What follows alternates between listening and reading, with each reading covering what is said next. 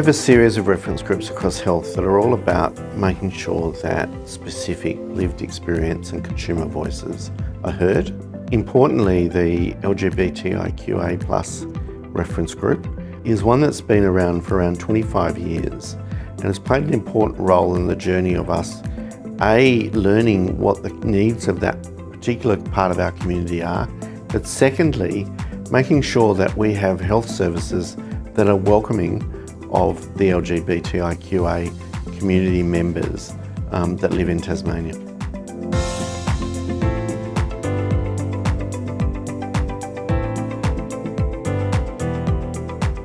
Some people might remember the debate about decriminalising homosexuality in Tasmania in the 1990s.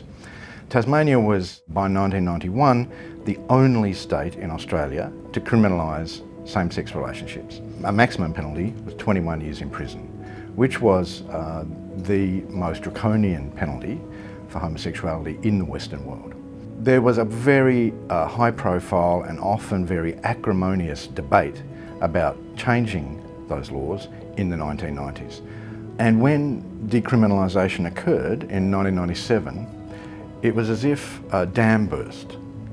And suddenly we were able to engage with the government to talk about some of these problems. And out of those discussions came the LGBTIQA+ Department of Health Reference Group, the first of its kind in Australia. And I think that's part of Tasmania's kind of weird history of being incredibly conservative in some ways and yet incredibly progressive in other ways. It was so nice to actually be able to be a progressive force for the rest of the nation to look to. And it was the first of its kind because the problem was so acute. Everyone could see that there was an issue. There were many people who came to me complaining about the fact that when their partner was sick, the same-sex partner, and they wanted to go and see their partner in the emergency room, they weren't allowed to.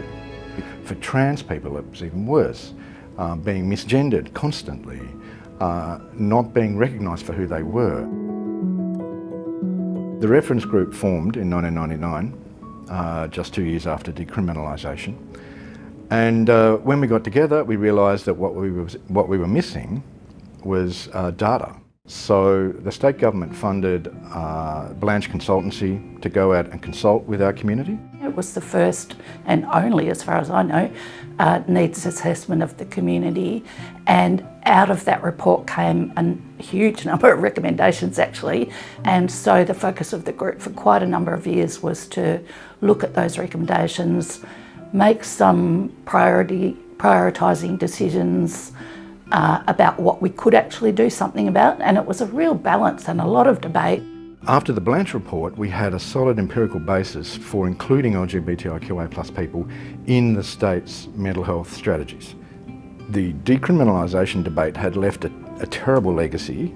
We know that there were a number of gay youth suicides in the mid-90s because of this hate, which led to the formation of the group and also to the funding of Working It Out. So Working It Out is Tasmania's LGBTIQA specialist support education and advocacy service. So we provide support for individuals statewide with a particular preventative mental health focus, so to try and ensure that the members of the community feel supported and healthy and happy. Working It Out had been established using Commonwealth suicide prevention funding on a very short term, I think it was 3 years, something like that.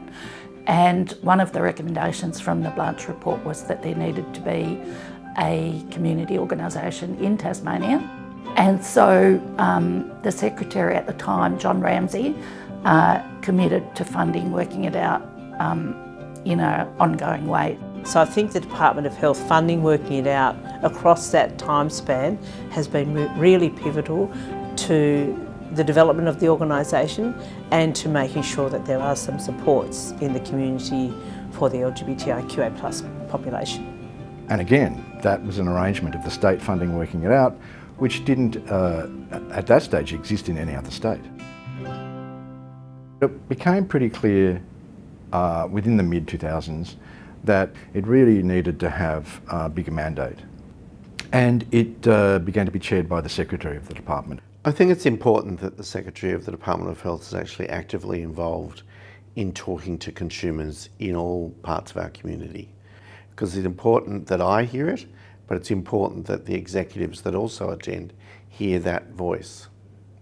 One of the great achievements of the group, I think, is the training program and the video series, which draws on people's individual stories of their experiences in the health system.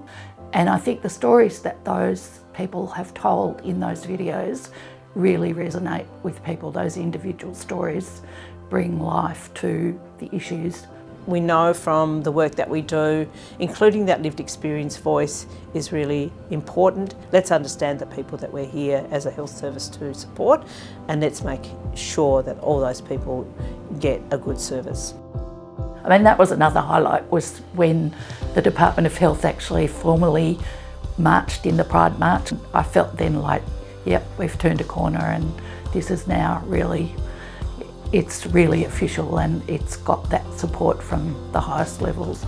And Tas Pride is a fantastic day where the LGBTIQA+ community celebrate their participation in Tasmania. And I think it's really important that I and other colleagues from health proudly put on a t-shirt and go to that march and say, we are part of your community and we welcome you to be part of our health services.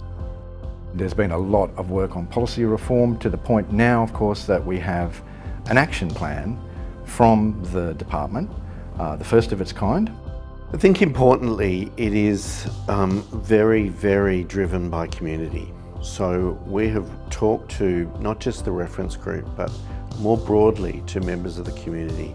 We've surveyed, we've done a lot of work to find out what it is that we need to do to move the health services forward, to make them more welcoming, to make them more responsive to the needs of community.